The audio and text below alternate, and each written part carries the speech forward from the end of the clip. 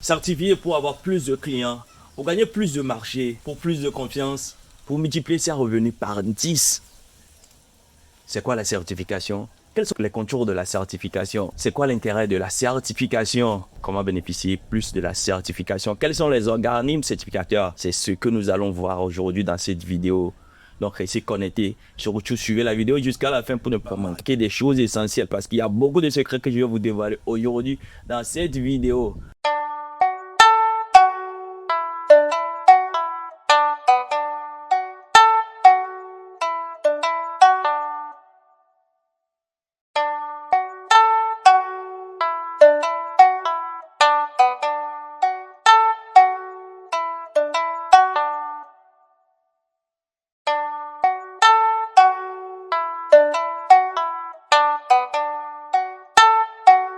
Selon Google, la certification est une confirmation par une partie tierce que les exigences des normes internationales, des spécifications industrielles ou des règles techniques, par exemple, sont respectées. La certification est basée sur une évaluation de la conformité dans laquelle le respect des exigences est vérifié. Maintenant, en français facile, la certification est un processus par lequel un organisme certificateur vient vérifier si vraiment le produit ou le service que vous êtes en train de faire respecte les normes de production, respecte les normes du référentiel de production. Et si vous respectez cela, il vous donne un OK, que vous êtes un vrai, que vous êtes authentique dans le service, dans la production que vous faites. Il existe plusieurs types de certifications. Il y a la certification professionnelle, la certification académique pour nos diplômes ou vos diplômes. Il y a la certification à agriculture biologique que je dois mettre à la fin. Il y a la certification alimentaire et il y a la certification qualité et normes. La certification agriculture biologique, on va débattre de ça de long en large parce que c'est pour ça que je suis ici. Ok, maintenant, d'après l'Organisme international de la normalisation, il y a le certificat de qualité.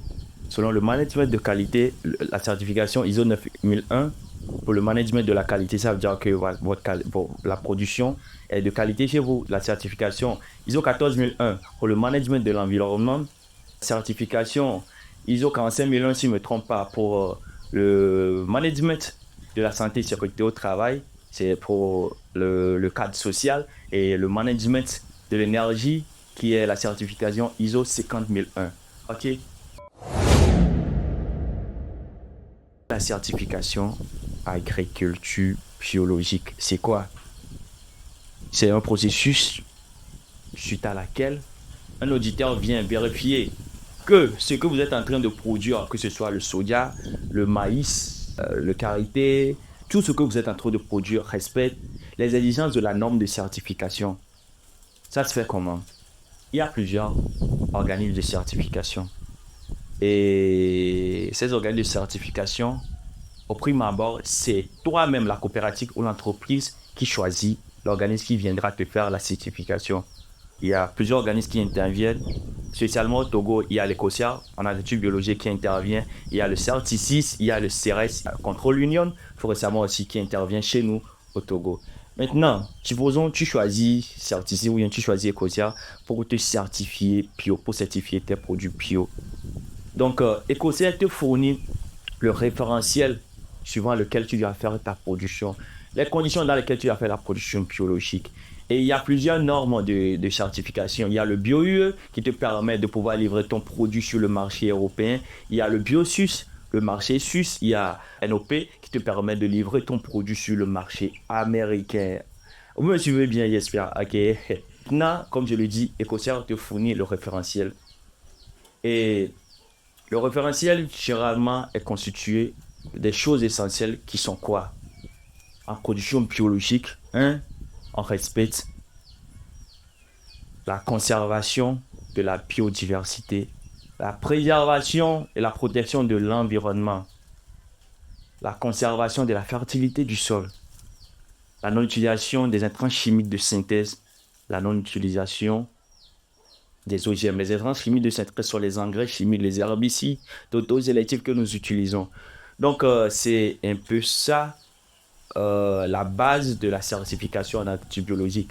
Mais après certains organismes de certification, il y a certains trucs qu'on peut toutefois aussi essayer d'ajouter, comme par exemple la conservation des arbres sur la parcelle, le nombre d'arbres défini par l'organisme ou bien le référentiel et certaines choses. Donc, mais l'essentiel, c'est ce que je vous ai dit.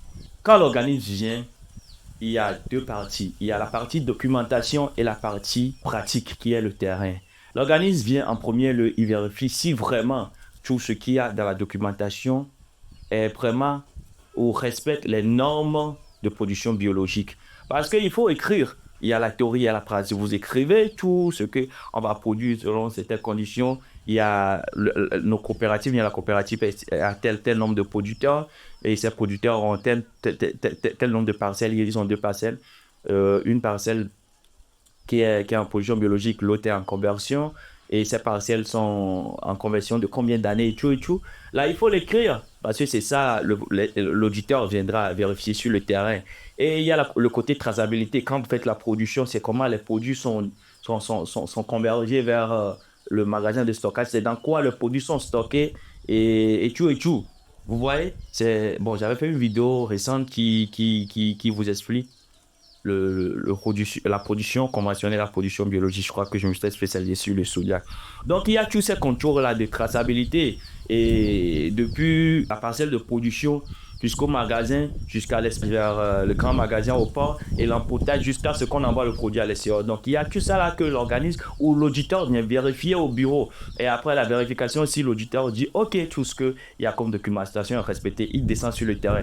Maintenant, il vient vérifier sur le terrain si vraiment ce que vous avez dit au bureau est sur le terrain. Il vient, il prend un producteur X, il va voir si vraiment vous avez dit qu'il a 2 hectares, si les 2 hectares sont confirmés, la production des 2 hectares, si vraiment il conserve les arbres sur la parcelle, s'il n'utilise pas de produits chimiques de synthèse, s'il utilise les composts et autres là, il va voir tout ça. S'il utilise vraiment les semences non OGM, donc il viendra par tout ça.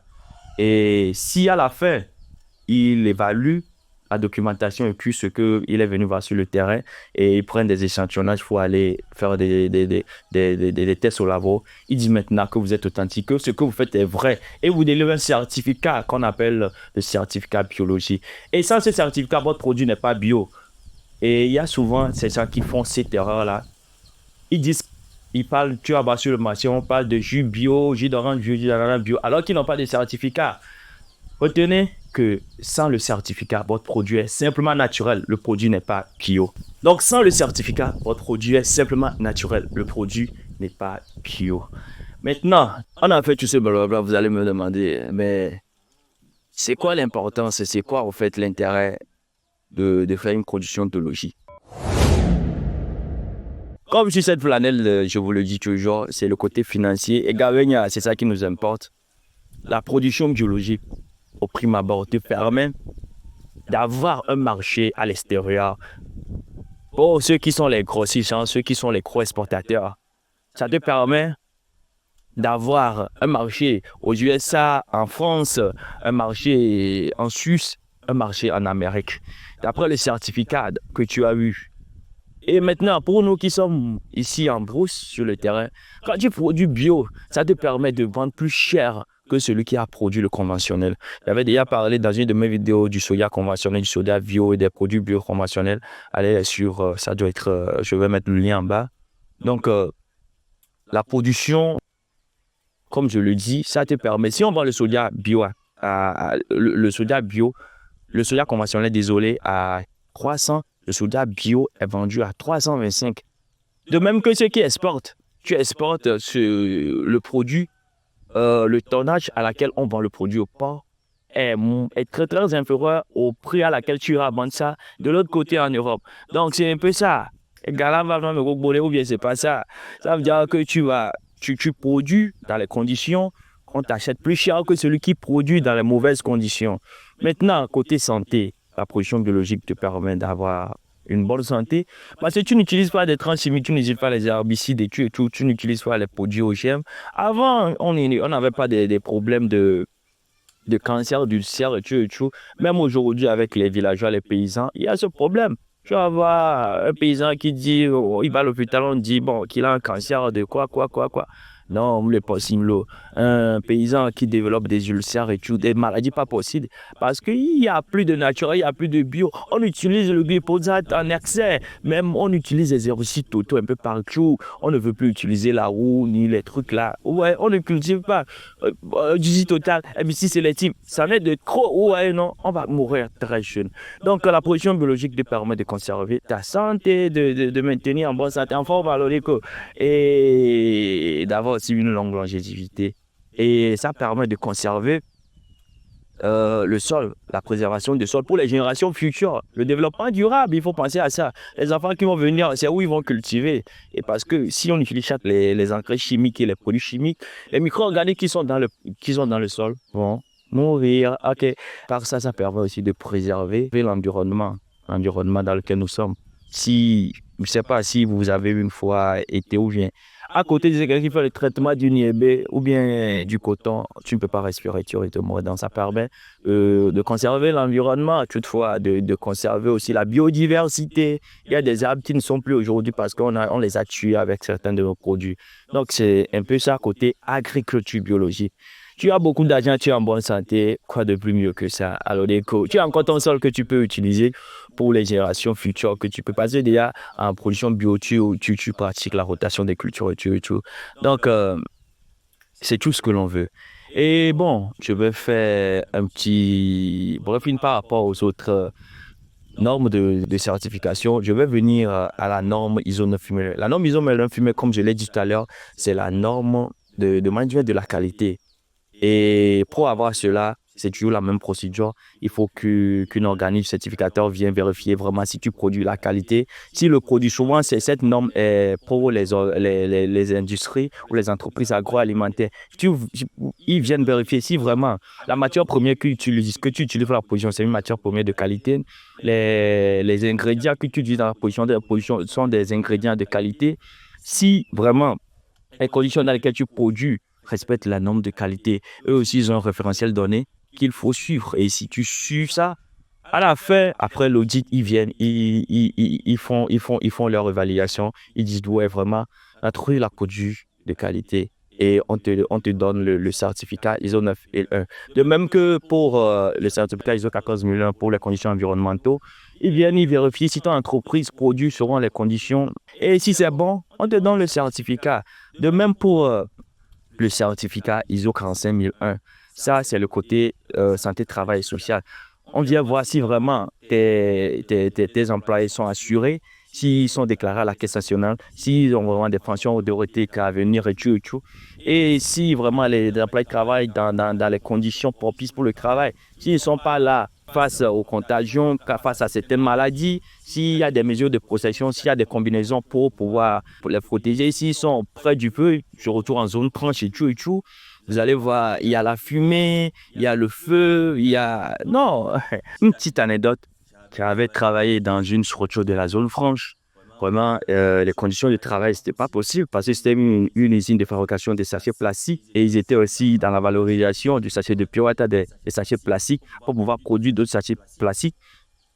Et ils prenaient les sachets de Purata qu'ils essaient de traiter et qui essaient de produire d'autres grains pour pouvoir construire les sachets.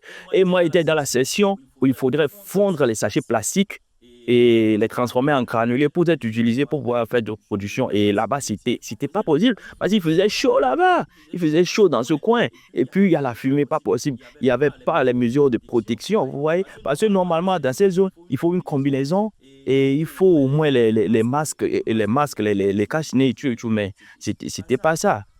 Donc, je vous invite tous, surtout les entrepreneurs, à opter pour la production de qualité, pour peut-être avoir un certificat de qualité après, si mon entreprise grandit.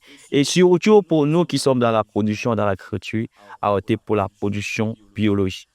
Merci, si cette vidéo vous a plu, n'oubliez pas de vous abonner, de liker, et de mettre un commentaire. Vous avez des questions, posez-les, on va vous répondre. Merci et à bientôt dans le verre. Ciao, ciao.